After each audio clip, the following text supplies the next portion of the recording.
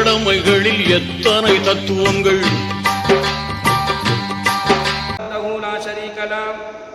ونشهد أن محمدا عبده ورسوله أما بعد أعوذ بالله من الشيطان الرجيم بفضل بسم الله الرحمن الرحيم ربنا اغفر لنا وارحمنا وأنت خير الراحمين صدق الله العليم.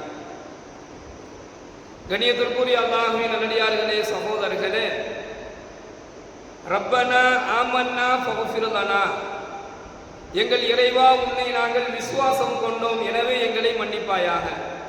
வரஹம்னா, எங்களுக்கு நீ அருள் புரிவாயாக. அந்த கைருல் ராஹிமீன், அருள் புரிவதில் நீயே சிறந்தவன். இந்த உலகத்துல அருள் என்று சொன்னாலே அது உதவி என்பதாக அர்த்தம். இந்த உலகத்துல நமக்கு உதவி செய்வதில் சிறந்தவர் யார் அப்படின்னு சொன்னா அல்லாஹ் ஒருத்தன் தான்.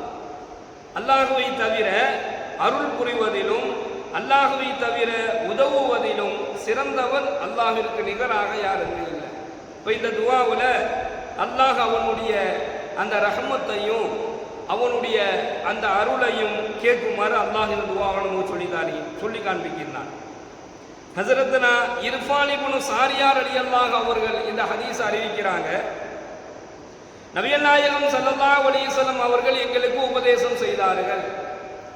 அந்த உபதேசம் எப்படி இருந்துச்சு அப்படின்னு சொன்னா, அவர்கள் செய்யக்கூடிய அந்த உபதேசத்தை கேட்டதும் எங்களுடைய இதயங்கள் எல்லாம் நடுங்கிவிட்டது, எங்களுடைய கண்களில் இருந்து கண்ணீர்கள் வழிந்தோடியது.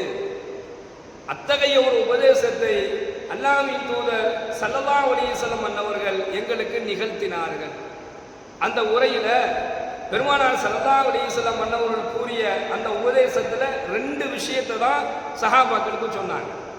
ரெண்டு வகையான ரெண்டு உபதேசம் தான் செஞ்சாங்க. அந்த ரெண்டு உபதேசங்களை கேட்ட உடனேயே அதை கேட்ட சஹாபாக்கள்ல இவங்க சொல்றாங்க, அதை கேட்டதும் எங்களுடைய இதயங்கள் நடுங்கியது, எங்களுடைய கண்களிலிருந்து கண்ணீர் வழிந்தோடியது என்பதாக சொல்றாங்க. அந்த ரெண்டு உபதேசம் என்ன அப்படின்னு சொன்னா, முதலாவது ஒன்று ஃபத்தகுல்லா, நீங்கள் அல்லாஹ்வை அஞ்சிக் கொள்ளுங்கள் என்பதாக சொன்னார். பெருமானார் ஸல்லல்லாஹு அலைஹி வஸல்லம் செய்த உபதேசத்துல முதலாவது ஃபத்தகுல்லா, நீங்க அல்லாஹ்வை அஞ்சிக் கொள்ளுங்கள். ரெண்டாவது சொன்னாங்க, கருப்பு நிற அடிமை உங்களுக்கு தலைவராக நியமிக்கப்பட்டாலும், கருப்பு நிறத்தினுடைய அடிமை உங்களுக்கு தலைவராக நியமிக்கப்பட்டாலும் அவருடைய பேச்சை நீங்கள் கேளுங்கள் என்பதாக பெருமானார் ஸல்லல்லாஹு அலைஹி வஸல்லம் அன்னவர்கள் அந்த உபதேசத்துல முன் வச்சாங்க. முதலாவது செய்தி அல்லாஹ்வை அஞ்சிக் கொள்ளுங்கள். ரெண்டாவது செய்தி என்ன அப்படின்னு சொன்னா, ஒரு அமீருக்கு எப்படி கட்டுப்படணும். ஏன் இந்த கருப்பு நிற அடிமை என்பதாக சொன்னாங்க அப்படின்னு சொன்னா, அன்றைய காலகட்டத்தில் அந்த கருப்பு நிறத்தில் இருப்பவர்களை எல்லாம் அவர்களை தங்களை விட தாழ்வானவர்களாக கருதி கொண்ட ஒரு நேரம். இதெல்லாம் பெருமானார் ஸல்லல்லாஹு அலைஹி வஸல்லம் அன்னவர்கள் இந்த அடிமைத்தனத்தெல்லாம் ஒழிச்சு கட்டினாங்க. எந்த அளவுக்கு அப்படின்னு சொன்னா, பிலால் ரலியல்லாஹு அன்ஹு அவர்கள் காபாவுல அங்க பாங்கு சொல்றதுக்கு தனக்கு அனுமதி கிடைக்காதா என்பதாக ஏங்கிய சஹாபாக்கள் நிறைய பேர், பெரும் பெரும் செல்வந்தர்கள் இருந்தாங்க, பெரும் பெரும் கொடை வள்ளல்கள் இருந்தாங்க, பெரிய அந்த வம்சத்துல உயர்வானவர்கள் இருந்தாங்க. இவங்களை யாரையாவது கூட்டு போய் பாங்கு சொல்லுங்கன்னு சொல்லியிருக்கலாம். ஆனால் முதலாவதாக காபாவுல பாங்கு சொல்வதற்கு யாருக்கு ஸல்லல்லாஹு அலைஹி வஸல்லம் அனுமதி கொடுத்தாங்கன்னு சொன்னா, பிலால் ரலியல்லாஹு அன்ஹு அவர்களுக்கு கொடுத்தாங்க. இந்த பிலால் ரலியல்லாஹு அவங்க யார் அப்படின்னு சொன்னா, அவங்க ஒரு அடிமையாக இருந்தவங்க. அவங்க இஸ்லாத்தை ஏற்றுக்கொள்வதற்கு முன்னால் ஒரு அடிமையா இருந்தவங்க. அப்படிப்பட்ட ஒரு அடிமையாக இருந்து இஸ்லாத்தை தழுவியதற்கு பின்னால் அந்த அடிமைத்தனத்தை பெருமானார் ஸல்லல்லாஹு அலைஹி வஸல்லம் அவர்கள் அதிலிருந்து அவங்களை மீட்டு கொண்டுட்டு வந்து காபத்துல்லாஹ்வுல பாங்கு சொல்றதுக்கு எனக்கு வாய்ப்பு கிடைக்காதான்னு சொல்லி எல்லா சஹாபாக்களும் இயங்கக்கூடிய நேரத்தில் ஒரு அடிமையாக இருந்தவர் ஒரு கருப்பு நிறத்தினுடைய அந்த அந்த அந்த பரம்பரையில் அந்த வம்சத்திலிருந்து வந்தவரை பிடிச்சி நீங்க போய் காபாவில் பாங்கு சொல்லுங்க என்பதாக நாயகம் ஸல்லல்லாஹு அலைஹி வஸல்லம் அவர்கள் பிலால் ரலியல்லாஹு அன்ஹு அவர்களுக்கு அனுமதி வழங்கினார். அப்போ மனிதர்கள்ல ஏற்றத்தாழ்வு என்பது கிடையாது. நான் என்னுடைய ரேஞ்சுக்கு நான் இவர் பேச்செல்லாம் கேட்க மாட்டேன் என்பதாக சொல்ல முடியும். அதுக்குதான் சொல்றாங்க, கருப்பு நிற அடிமை உங்களுக்கு தலைவராக வந்தாலும் அவருடைய பேச்சை கேளுங்க. அவருக்கு நீங்க கட்டுப்படுங்க. வஸ்ஸமஇ வத்தாஅதி வஇன் தஅம்மர அலைக்கும் அபதா ஹபஷியுன். அவருடைய பேச்சை நீங்க கேட்கணும், அவர் சொல்றதை நீங்க கேட்கணும், அவருக்கு கட்டுப்படுங்கள், அவர் சொல்வதை கேளுங்கள் என்பதாக ஒரு தலைமைத்துவத்தினுடைய நிலையில முஸ்லீம்கள் எப்படி இருக்கணுங்கிறத இந்த ஹதீஸின் வாயிலாக பெருமானார் ஸல்லல்லாஹு அலைஹி வஸல்லம் சொல்லி தருகின்றார்கள். அதுதான் அமீர், தலைவர், பொறுப்புதாரி.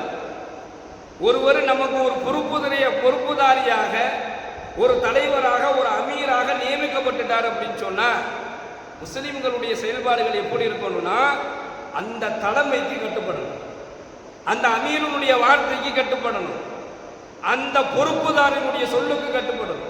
அவர் யாரா வேணாலும் இருக்கணும், அந்த தலைவரா வர்றவர், அமீரா இருக்கிறவர், நமக்கு பொறுப்புதாரியா வர்றவர் யாரா வேணாலும் இருக்கட்டும். நம்மளை விட பலத்துல குறைஞ்சவரா இருக்கலாம், நம்மை விட அழகுல குறைஞ்சவரா இருக்கலாம், தன்னை விட பொருளாதாரத்தில் குறைஞ்சவராக இருக்கலாம், அவர்கிட்ட எந்த விதமான ஒரு முகாந்திரம், அதாவது ஒரு சாதாரணமான ஒரு கூலி ஆளாக இருக்கலாம். அதனால தான் ரொம்ப தெளிவாக சொல்லிட்டாங்க, கருப்பு நிற அடிமையே உங்களுக்கு தலைவராக வந்தாலும் அவர் சொல்றதான் நீங்க கேட்கணும். அமீர் என்று வந்துவிட்டால் அமீருக்கு கட்டுப்படுவது முஸ்லிம்களுடைய கடமை என்பதை இந்த ஹதீஸ் நமக்கு தெளிவாக சொல்லுது. நீலா ஒழுங்கா, நீலா சரியா, உன்னையெல்லாம் உன் பேச்சா என்னால் கேட்க முடியாது என்பதாக எந்த அமீரையும், எந்த தலைவர்களையும், எந்த பொறுப்புதாரையும் காயப்படுத்துவது கூடாது. பெருமானார் ஸல்லல்லாஹு அலைஹி வஸல்லம் அன்னவர்கள் மீண்டும் அந்த ஹதீஸினுடைய தொடர்பாக சொல்றாங்க, எனக்கு பின் குழப்பம் வரும், அந்த குழப்பங்களை நீங்கள் பார்ப்பீர்கள், அந்த நேரத்தில் என்னுடைய வழிமுறையை நீங்கள் பின்பற்றி கொள்ளுங்கள். எனக்கு பின்னாடி குழப்பம் வரும், அந்த குழப்பத்தை நீங்க பார்ப்பீங்க. அந்த மாதிரி குழப்பங்கள் வரக்கூடிய நேரத்தில் என் வழிமுறை என்ன என்பதை நீங்கள், என்னுடைய வழிமுறைகளை நீங்கள் பின்பற்றி கொள்ளுங்கள், என்னுடைய ஹலீஃபாக்களின் வழிமுறைகளை பின்பற்றி கொள்ளுங்கள். எந்த அளவுக்கு சொல்றாங்கன்னா, உங்களுடைய கடவாய் பற்களால் அவற்றை கடித்துக் கொள்ளுங்கள் என்பதாக சொல்றாங்க. கடவா பல்லுல ஒரு கயிறை வச்சு கடிச்சா எவ்வளவு நம்மளால ஸ்ட்ராங்கா கடிக்க முடியும், ஒரு கையை கடிச்சோம்னா என்ன ஆகும்? அந்த அளவுக்கு நீங்க என்ன செய்ய, கடவாய் பற்களால் அவற்றை கடித்துக் கொள்ளுங்கள் என்பதாக நாயகம் ஸல்லல்லாஹு அலைஹி வஸல்லம் அன்னவர்கள், குழப்பங்கள் வரும், அந்த குழப்பமான நேரத்தில் என் வழிமுறைகளை நீங்கள் பின்பற்றுங்கள். யார் தனக்கு நியமிக்கப்பட்ட அமீருக்கு கட்டுப்படுறாரோ, யார் தனக்கு நியமிக்கப்பட்ட அந்த தலைமைக்கு கட்டுப்படுறாரோ, யார் தனக்காக நியமிக்கப்பட்ட அந்த பொறுப்புதாரினுடைய பேச்சை கேட்டு அவர் கட்டுப்படுகின்றாரோ, அல்லாஹ் அவரை விரும்புகின்றான், அல்லாஹுடைய அருளை அவர் பெறுகின்றார் என்பதை இந்த ஹதீஸின் வாயிலாக நாம் தெரிந்து கொள்ள முடிகின்றது. திருமிதியிலையும் அபூதாவுதிலும் இந்த ஹதீஸ் இடம்பெறும். இரண்டாவது, தொழுகையினுடைய அணிவகுப்பு. நாயகம் ஸல்லல்லாஹு அலைஹி வஸல்லம் அவர்கள் சொல்லி காண்பிக்கின்றார்கள், நீங்கள் தொழுகைக்கு வந்தால் உங்களுடைய தொழுகையினுடைய அணிவகுப்பை சமமாக்குங்கள், சமப்படுத்துங்கள் என்பதாக சொல்றாங்க. நீங்க தொழுகைக்கு வந்தீங்கன்னா அந்த தொழுகையினுடைய அணிவகுப்பை நீங்க சமப்படுத்துங்க. அப்படி நீங்க சமப்படுத்தாமல் அந்த அணிவகுப்பை நீங்க சரியா இல்லாம நீங்க தொழுகையில நின்னீங்க அப்படின்னு சொன்னா, ஷைத்தான் உங்களுடைய முகங்களுக்கு இடையில் வேறுபாட்டை, உங்களுக்கு இடையில் ஒரு பிரிவினையை உங்களுக்கு இடையில் அவன் ஏற்படுத்தி விடுவான் என்பதாக நபி அவர்கள் கூற நான் கேட்டேன் என்று ஹஜ்ரத் நுஅமான் இப்னு பஷீர் ரலியல்லாஹு அவர்கள் அறிவிக்கின்றார்கள். புகாரியில 717வது ஹதீஸாக இந்த ஹதீஸ் இடம்பெறும். கண்ணியமிக்க சகோதரர்களே, தொழுகைக்கு எதெல்லாம் அவசியம் என்பதாக நம்ம பார்த்தோம் அப்படின்னு சொன்னா, முதல்ல தொழுகை அப்படின்னு சொன்னாலே அது ஆக உயர்ந்த அமல். இருக்கிற இபாதத்திலேயே ரொம்ப ஆக சிறந்த ஒரு இபாதத் தொழுகை. அந்த தொழுகையில ஒவ்வொன்றும் முக்கியமானதாக இருக்கு. தொழுகைக்கு உண்டான ஒண்ணுமே முக்கியம். தொழுகை, அதற்காக வீட்டில இருந்து கிளம்புறது இருக்குது, அது ஒரு இபாதத், அது ஒரு அமல், அது ரொம்ப முக்கியமான. அதற்காக வேண்டி நம்ம சுத்தம் செய்து கொள்வது, நான் தொழுக போறேன், நான் சுத்தமா இருக்கணும் என்பதற்காக வேண்டி அந்த ஒவ்வொரு நேர தொழுகைக்காக வேண்டி தன்னையும் தன்னுடைய ஆடைகளையும் ஒருத்தர் சுத்தமாவே வச்சிருக்கிறாரு, அது ஒரு இபாதத். அந்த தொழுகைக்காக வேண்டி பள்ளிக்கு வந்து ஒழு செய்யறது அல்லது வீட்டிலேயே ஒழு செய்யறது, அது ஒரு இபாதத். உள்ளே நுழைவது, தொழுகைக்காக வேண்டி பள்ளிக்குள்ள நுழையிறமே, அது ஒரு இபாதத், அது ஒரு உயர்ந்த ஒரு அமல். அதே போன்று இமாம் ஜமாத்தோடு சேர்ந்து தொழுவதற்காக வேண்டி முயற்சி செஞ்சு இமாம் ஜமாத்தோடு சேர்ந்து தொழுவது இருக்குது, அது ஒரு பெரிய அமல், அது ஒரு பெரிய நன்மையை பெற்றுத்தரும், அது ஒரு இபாதத்.